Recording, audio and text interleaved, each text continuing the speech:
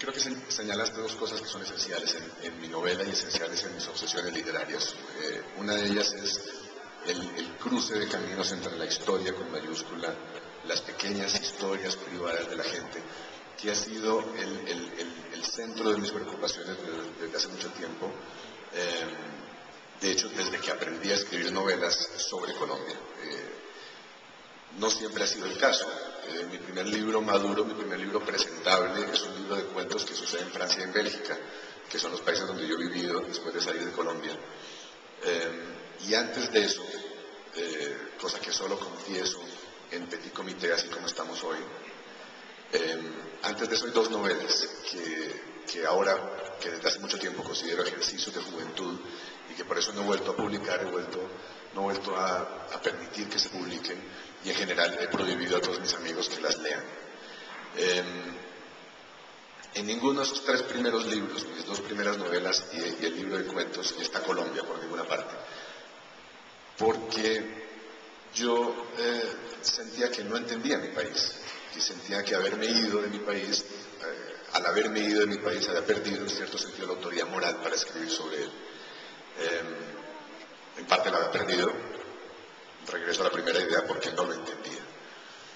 Y había crecido con esa idea un poco hemingwayana de que uno solo puede escribir sobre lo que entiende. Y necesité 6 años de vida fuera de Colombia y los kilómetros que separan España de Colombia para entender que el trabajo del novelista es precisamente escribir sobre lo que no se entiende. Que no entender algo es precisamente la mejor razón que uno puede tener para escribir sobre eso, que la novela es un acto de averiguación, que la novela es un acto de inquisición, si se quiere, que las novelas cuando mejor funcionan es cuando parten de la ignorancia, y la novela es en sí misma el instrumento de un cierto conocimiento. Cuando yo entendí eso, empecé a escribir sobre Colombia, y empecé a hacerlo furiosamente, y ya nunca volví a salir, porque las novelas, una de las cosas que mejor hacen las novelas es iluminar esos lugares oscuros de nuestra experiencia colectiva,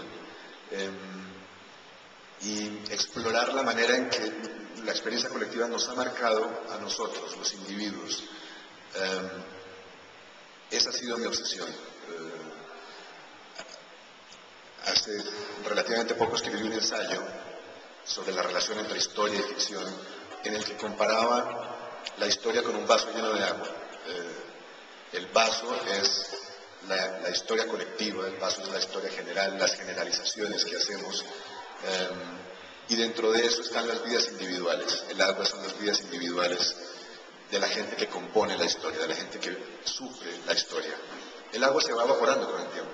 A medida que pasa el tiempo, el agua se evapora y llega un momento en que nos quedamos solo con el continente, nos quedamos solo con las estadísticas, nos quedamos solo con los 6 millones de muertos, nos quedamos solo con, no sé, el número de soldados de las guerras napoleónicas, nos quedamos solo con las imágenes de las bombas, de los atentados. Yo creo que es ahí donde entra la novela.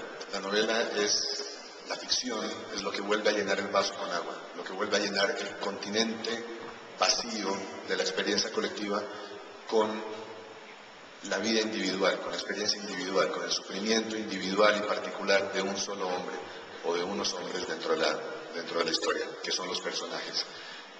Para eso escribimos novelas, para volver a llenar el continente vacío de esa generalización que llamamos historia con nuestras historias, con nuestras vidas particulares y privadas. Y eso es lo que yo he intentado hacer en la novela.